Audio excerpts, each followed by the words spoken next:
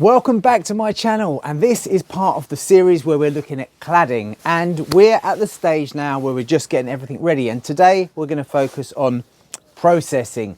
What do I mean by processing? That is basically we're just going to sort all the timber out, cut all of the lengths that we need and sort them into piles, so then we can go through and fix everything together in one go.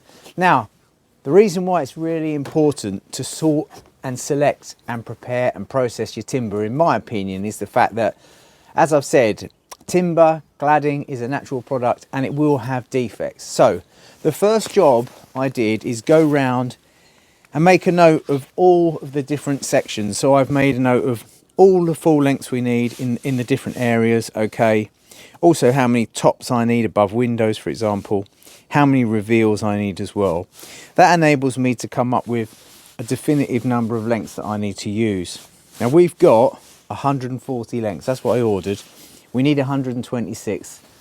That leaves 14, roughly 10%.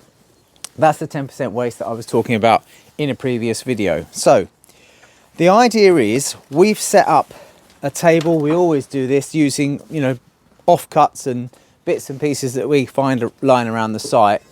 And what it enables us to do is do many repetitive cuts, okay?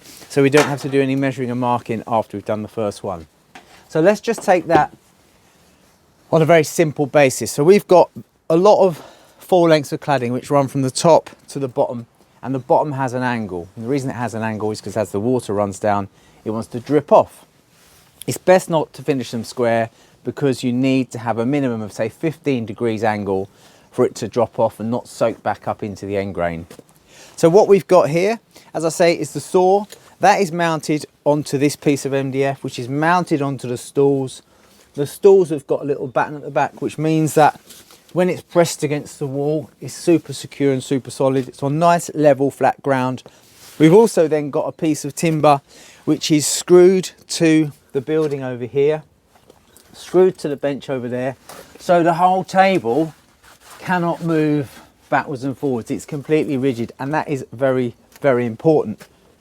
We also used a straight edge, a really good straight edge, to get a fence in line with our saw.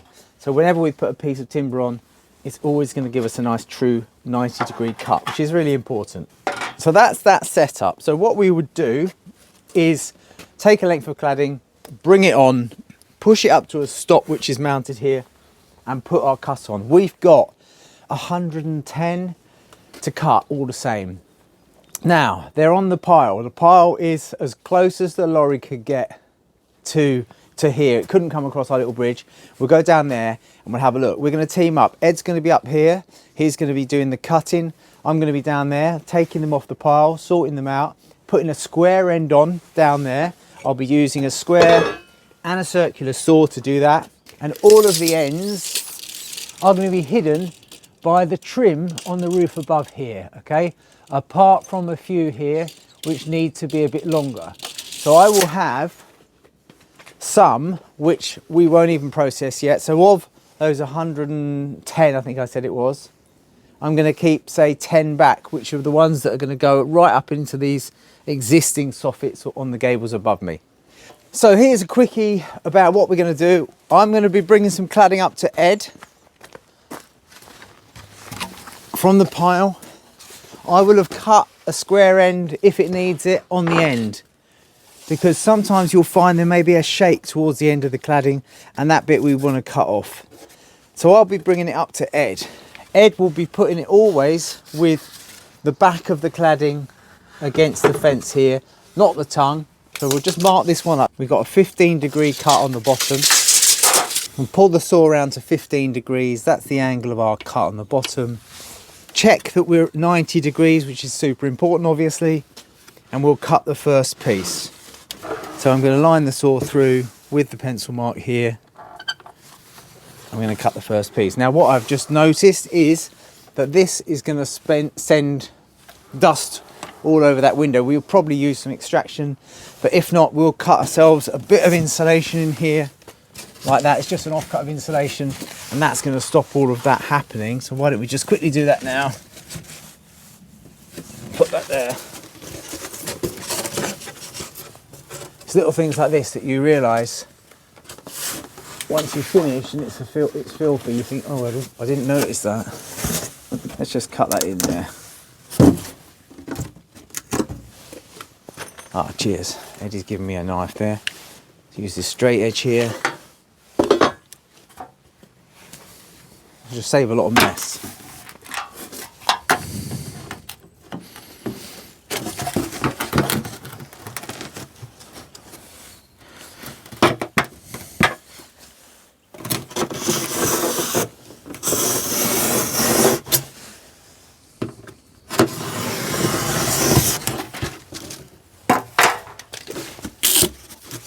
So I'll just snap that in there. Put that in there like this.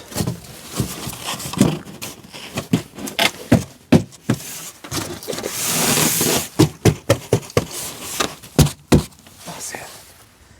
And that'll stop too much dust, and then we're ready to cut. So we've lined the saw up with that. We're at 15 degrees. We're pushed nice against our fence.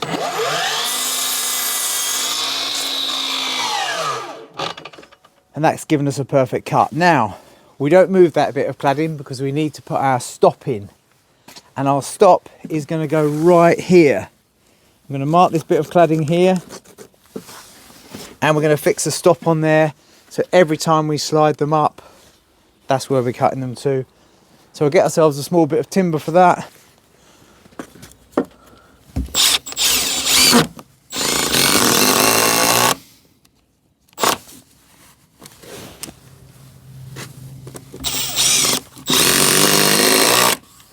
And that's it. That is what we need. And we're going to make around about 100 of those for now. Once we've cut them, so they've been cut like this, Eddie will take them from here, keeping them in the same direction. It's really important this when you're sorting out timber, that you don't keep mixing it up. And Eddie will start stacking it on these stools here, and then we can easily cover them. They're off the ground, so overnight we can cover them back up. So this is the offcut of the first one we did when we set the saw up, and I call that spare. What do I mean? That's how much I can afford to take off a length. So let's take the top piece. As I've taken it off, you can see that there's a knot missing there. I know if I keep this down here all the time, I can cut that knot off there and take that through for processing. So this is all I'm going to be doing up here, is trimming them up square. So when they go through to Ed, he hasn't got to worry about that. He's just got to put the angle on the end and take them for stacking, okay? Come on, let me throw that for you. Go.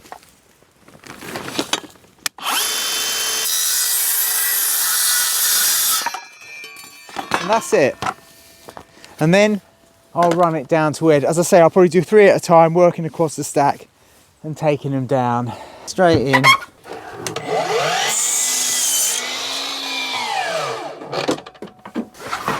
Piece of cake.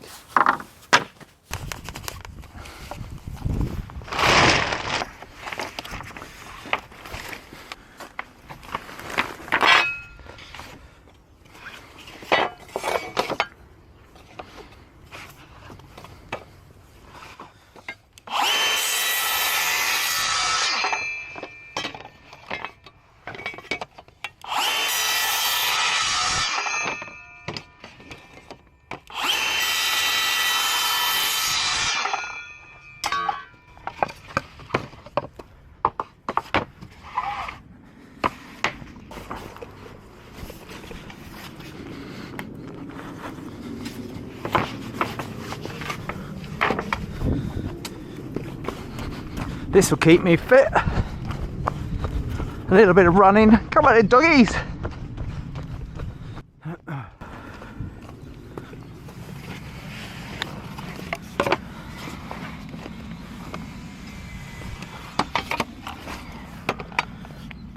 Come on out of the way.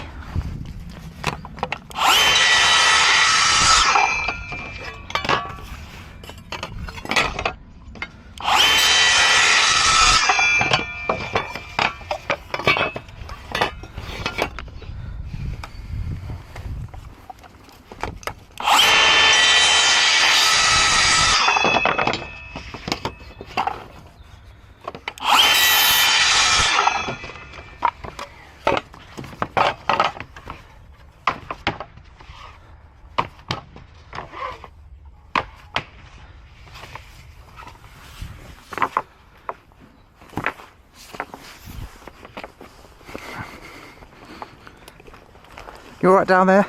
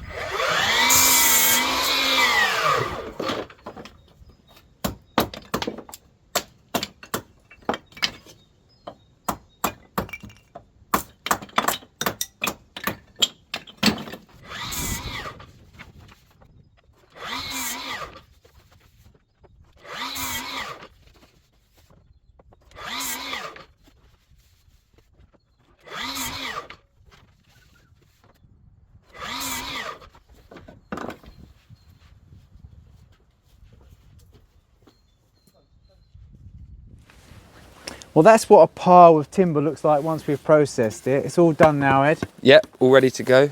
We've just got a few more things to cut, so we're going to cut the reveals